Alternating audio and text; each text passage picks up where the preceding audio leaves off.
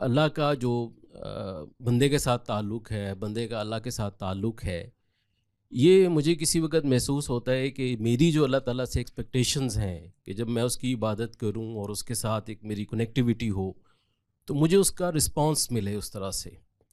اور شاید یہ اللہ تعالیٰ کے اپنے قوانین ہیں کہ شاید یہ اس طرح سے نہیں ہوتا، اور مجھے محسوس یہ ہوتا ہے کہ جس طرح سے کہ ایک نان بلیور کی لائف ہے کہ اس کے سامنے جو مظاہرے قدرت ہیں، باقی سب کچھ ہو رہا ہے، وہی ایک بلیور کے ساتھ بھی ہوتا ہے۔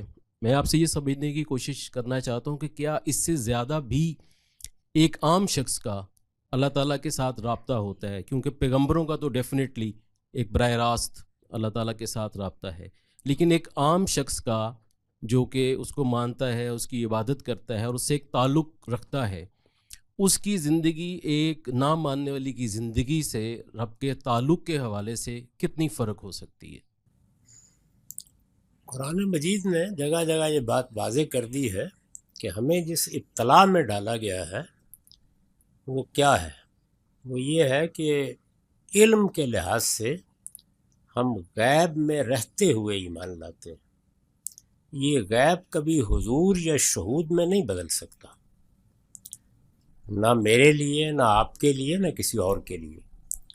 پیغمبروں کا معاملہ بھی یہ نہیں ہے کہ جب ذرا گردن جھکائی دیکھ لی، ایسا نہیں ہے۔ اللہ تعالیٰ فیصلہ کرتے ہیں کہ مجھے کوئی پیغام دینا ہے، وہ رابطہ کر لیتے ہیں۔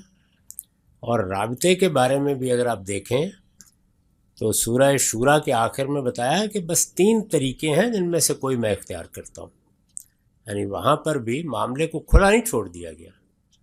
یہ جو یؤمنون بالغیب ہے، اس کا مطلب کیا ہے؟ مطلب یہ ہے کہ دیکھنے پر اصرار مت کرو، علم و عقل کی روشنی میں مانو چیزوں کو۔ تو علم و عقل کی روشنی میں جب آپ چیزوں کو مانتے ہیں، اس میں اس طرح کے محسوس رسپانس کا تو کوئی سوال ہی نہیں، وہ نہ ہونا چاہیے نہ ہو سکتا ہے۔ جس طرح اللہ تعالیٰ نے فرمایا ہے کہ متشابہات کے درپے نہ ہو، اسی طرح یہ بھی فرمایا ہے کہ اس طرح کے محسوس رسپانس کے درپے بھی نہیں ہونا چاہیے۔ غیر محسوس طریقے سے اللہ کی عنایتیں ہوتی ہیں، لیکن اس میں پھر آپ کو اپنی طرف سے بہت کچھ کرنا پڑتا ہے۔ اس میں 3 چیزیں میں اپنے تجربات کی روشنی میں عرض کر دیتا ہوں۔ میں بھی ایک عاجز بندہ ہوں۔ ایک یہ کہ اگر آپ نے قرآن مجید کو اپنے تدبر کا موضوع بنا لیا ہے، ایک ہے قرآن کو تذکیر کے لیے پڑھنا، ایک ہے نصیحت حاصل کرنے کے لیے تلاوت کرنا، یا جیسے ہمارے ہاں لوگ ثواب کی نیت سے بھی تلاوت کرتے ہیں، تدبر کا موضوع بنا لیا ہے، تو قرآن مجید میں اللہ تعالیٰ پھر تدبر کا صلہ عطا فرماتے ہیں۔ وہ بڑی غیر معمولی چیز ہوتی، ایسے لگتا ہے کہ جیسے مزدور نے جب محنت کی انتہا کر دی ہے تو اب سمجھ میں نہیں آیا کہ صلہ کیسے ملا ہے، لیکن مل جاتا ہے۔ ایک یہ چیز ہے، حوصلہ ہو تو یہ زندگی اختیار کر کے دیکھ لیں۔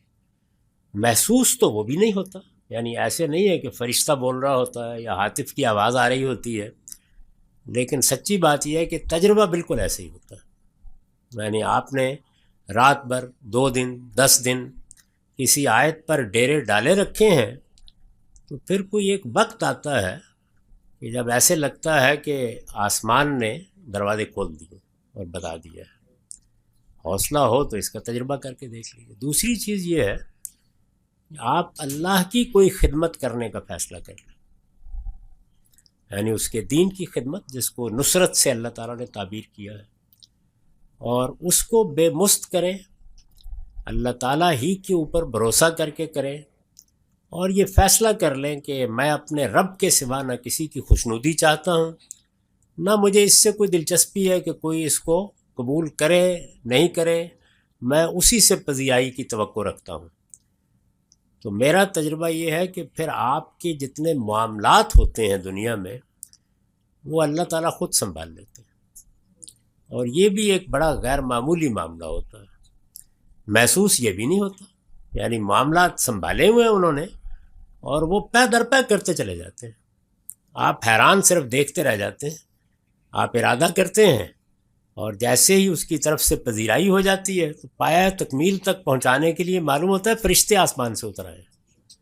تو دوسری چیز یہ ہے، اس کا بھی اگر حوصلہ ہو کبھی کر کے دیکھ لیجئے.